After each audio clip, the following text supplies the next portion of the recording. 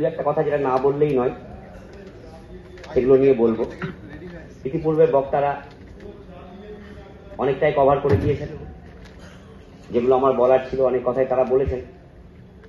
যেমন রাজ্য সম্পাদক মন্ডলীতে নতুনদের অন্তর্ভুক্তির কথা বলেছেন, রাজ্য সম্পাদক মন্ডলী শিক্ষা শিবিরের কথা বলেছেন, যেটা আমি 2021 সালে রাজ্য সম্মেলনে বলেছিলাম। তো যাই হোক, মোট কথায় বেশিরভাগ কথাই কভার করে দিয়েছে, সেগুলো আমি আর পুনরাবৃত্তি করতে চাইছি না। সম্পাদকীয় প্রতিবেদনের উপরেই বলবো। তো সম্পাদকীয় প্রতিবেদন পড়লাম, দেখলাম, বোঝার চেষ্টা করলাম। তো সম্পাদকীয় প্রতিবেদনে বিভিন্ন অনুচ্ছেদ আকারে একই কথার পুনরাবৃত্তি করে এতগুলো পাতা তৈরি করা হয়েছে। আমার মনে হয় যে মূল কথা যেটা বলতে চেয়েছেন সেটা হয়তো 1.5-2 পাতার মধ্যেই শেষ হয়ে যেত, কিন্তু সেটাকে বিভিন্ন অনুচ্ছেদ আকারে একই কথার পুনরাবৃত্তি, একই কথার পুনরাবৃত্তি, একই কথার পুনরাবৃত্তি করে দিয়েছেন। আমরা বিগত রাজ্যসভা বর্ধিত সভাগুলোর যে প্রতিবেদনগুলো দেখেছিলাম, যে খসড়া প্রতিবেদন সেখানে পেশ করেছিলেন, সেই প্রতিবেদনের যে ছবি আস্তে আস্তে আস্তে আস্তে আস্তে সেটা হারিয়ে গেল। প্রথম দিকে যে প্রতিবেদনগুলো ছিল, বসিরহাটে আমার মনে হয়, বসিরহাটে আমি বলেছিলাম যে আমার দেখা সবচেয়ে সাহসী প্রতিবেদন, কিন্তু সেই প্রতিবেদন আস্তে আস্তে লাইট হতে হতে কোথাও একটা প্রায় শুদ্ধ প্রতিবেদনের আকারে এখানে চলে এলো। যেই প্রতিবেদনের কথা আমি বলছি, সেই প্রতিবেদনের প্রথম দিকে উল্লেখ ছিল রাজ্য সদস্য, রাজ্য সম্পাদক মন্ডলীর সদস্য, তাদের দায়িত্ব জ্ঞানহীনতা, তাদের সংগঠন সম্পর্কে অজ্ঞতা, তাদের দায়িত্ব না নেওয়া, ইত্যাদি ইত্যাদি ইত্যাদি নিয়ে, যেটা নিয়ে আমি বিগত রাজ্যসভায় বলেছিলাম যে আমার রাজ্য সম্পাদক মন্ডলী অর্থাৎ আমার সংগঠনের সর্বোচ্চ কমিটি তার নিজস্ব কমিটির সদস্য এবং নিজস্ব কমিটির সম্পাদক মন্ডলীর উপর অনাস্থা এনেছে। তার বক্তব্যের কথা, তার যে সম্পাদক প্রতিবেদন, সেই প্রতিবেদনে তারা নিজের কমিটির উপরে অনাস্থা এনেছে বলে আমার মনে হয়েছিল, কিন্তু সেটা অনেকটাই শুদ্ধিকরণ করে অনেকটা লাইট করে দেওয়া হয়েছে এই প্রতিবেদনে। যে খসড়া প্রতিবেদনগুলো রাজ্যসভা বা রাজ্য বর্ধিত সভাতে হয়, সেখান থেকে তাদের আমাদের যে বক্তব্য থাকে, যারা প্রতিনিধিত্ব করে তাদের যে বক্তব্য থাকে, তাদের নির্যাস এখানে আসা উচিত ছিল, যেটা আসেনি। একই কথা, কিছু পদলোভী মানুষ, ঘুরঘোর সংগঠন, অমুক তমুক, এই নিয়ে গোটা প্রতিবেদন শেষ। প্রতিটা প্রতিবেদনেই দেখবো আমরা যে একই কথা বলা হয় যে তরুণদেরকে সময় দিতে হবে, তরুণদেরকে সুযোগ দিতে হবে, যোগ্য নেতৃত্বকে রাজ্যে পাঠাতে হবে। আচ্ছা, যোগ্য নেতৃত্বকে আমরা রাজ্যে পাঠাবো, যখন সেই রাজ্য সদস্য কাজ করবে না, তখন সেই জেলা কমিটিগুলোকে কথা শুনতে হবে। আবার এইসবের পরও আমার রাজ্য সম্পাদক মন্ডলী বলবে যে রাজ্য সদস্য গ্রহণ আর বর্জন করার অধিকার রাজ্য সম্পাদক মন্ডলীর থাকলো। কিভাবে থাকলো? আমাদের ভারতবর্ষের সংবিধান অনুযায়ী 324 নম্বর অনুচ্ছেদে পরিষ্কারভাবে বলা আছে যে সংগঠনের যে কোনো নির্বাচনের ক্ষেত্রে যদি স্বচ্ছতা আনতে হয়, নিরপেক্ষতা আনতে হয়, তাহলে নির্বাচন কমিশনার নিয়োগ করতে হবে। আমাদের সংগঠনের রাজ্য কমিটি কখনো ডিজলভ হবে না আমার গঠনতন্ত্র অনুযায়ী।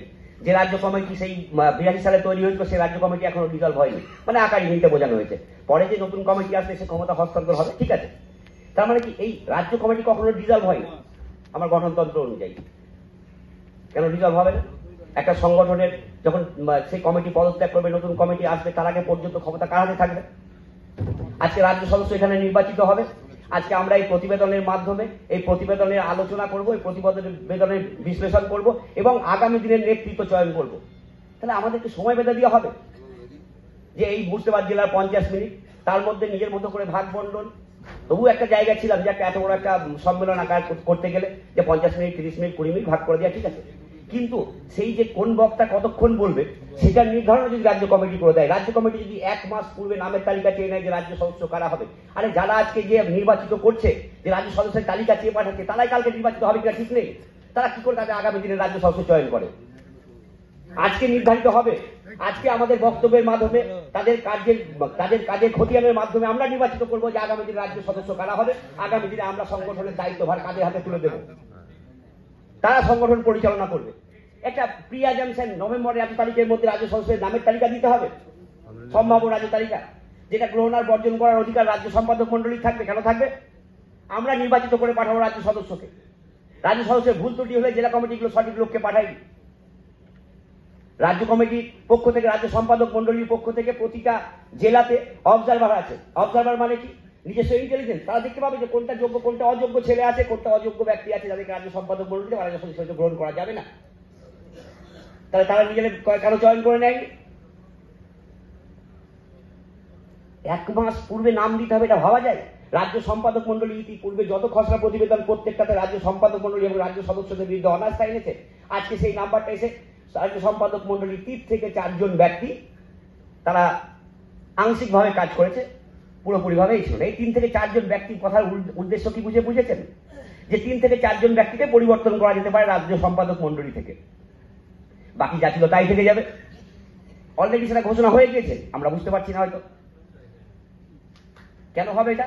আপনারা প্রত্যেকটা প্রতিবেদনে তরুণ প্রজন্মের জয়গান দিয়েছেন, অথচ যখন কমিটি তৈরি হচ্ছে তখন তাদের জয়গান আর হচ্ছে না। বিগত রাজ্য সম্মেলনে আমাদের কাটোয়ার অসীম রায় কথা বলেছিল যে নতুন লোককে জায়গা পেল রাজ্য সম্পাদক মন্ডলীতে। তখন একটা উদাহরণস্বরূপ দেখিয়ে দেওয়া হয়েছিল যে আমাদের মুর্শিদাবাদ জেলার নিয়ম আছে যে কেউ বরাবর নেতৃত্বে থাকতে পারবে না, 3 বছর অন্তর অন্তর আমরা নেতৃত্ব চেঞ্জ করব। সেই অনুপাতে আমাদের মুর্শিদাবাদ জেলা থেকে যিনি রাজ্য সদস্য ছিলেন, আমার বর্তমান জেলা সম্পাদক সাইনুদ্দিন বিশ্বাসের পরিবর্তে বর্তমান রাজ্য সম্পাদক মন্ডলীর সদস্য আবু রায়হানকে আমরা সেখানে নির্বাচিত করেছিলাম। রাজ্য সম্পাদক মন্ডলী সেটা করেনি, রাজ্য সম্পাদকের বাকি কোথাও কিছু চেঞ্জ হয়নি। মুর্শিদাবাদ জেলা যেহেতু সংগঠন বোঝে, সংগঠনকে সম্মান করে, তার জন্য তারা চেঞ্জ করে দিয়েছিল। আর এটা আমরা প্রতিবারই করি। কিন্তু রাজ্য সম্পাদক মন্ডলীর তরফ থেকে প্রত্যেকটা প্রতিবেদনে এই নতুন প্রজন্মের কথা বারবার বলে গেলেও নতুন প্রজন্মকে কোনোদিন সুযোগ দেওয়ার কথা রাজ্য সম্পাদক মন্ডলী ভাবেনি। রাজ্য সম্পাদক মন্ডলী, আমি এর আগে বর্ধিত সভায় বলেছিলাম যে বারবার এই আমাদের সংগঠনে কোটা নেই, আমাদের সংগঠনে কোটা নেই, এই কথা কেন বলে? তার মানে অলিখিত কোথাও একটা কোটা কাজ করছে। আমি বিগত সম্মেলনে বলেছিলাম, আপনাদের মনে থাকবে বিগত সম্মেলনের কথা আমি বলেছিলাম যে কোটা আছে বলেই কোটা নেই, কোটা নেই, কোটা নেই বারবার প্রতিবেদনে তুলে ধরতে হয়। এবার প্রতিবেদনে তুলে ধরেছে, এবারও প্রতিবেদনে তুলে ধরেছে যে